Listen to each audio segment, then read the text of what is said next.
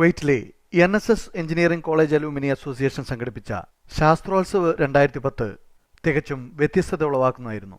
കുവൈറ്റിലെ വിവിധ സ്കൂൾ വിദ്യാർത്ഥികളും ശാസ്ത്ര സാങ്കേതിക സ്ഥാപനങ്ങളും അണിനിരുന്ന പ്രദർശനം കാഴ്ചക്കാർക്ക് അറിവിന്റെ വാതായനം തുറക്കുന്നതായിരുന്നു.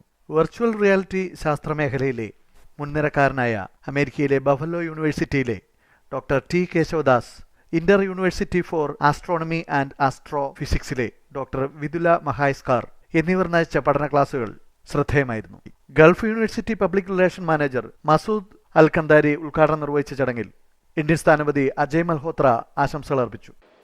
കുവൈറ്റിൽ മലയാളികൾക്കിടയിൽ സംഘടനകൾ നൂറുകണക്കിനാണ്. പക്ഷേ NSS കോളേജ് അലൂമിനി അവതരിപ്പിച്ച ഈ എക്സിബിഷൻ തികച്ചും വ്യത്യസ്തമാണ്. പുതിയ ജനറേഷനിലെ കുട്ടികൾക്ക് അവരുടെ കണ്ടുപിടുത്തങ്ങൾ നമ്മുടെ ഭാവി തലമുറയ്ക്ക് ഒരു മാർഗം തന്നെയാകുമെന്ന് കരുതാം. ക്യാമറാമാൻ ടിനി വെട്ടുകാടിനൊപ്പം നിക്സൺ ജോർജ്, ജയ് ഹിന്ദ് ന്യൂസ്, കുവൈറ്റ്.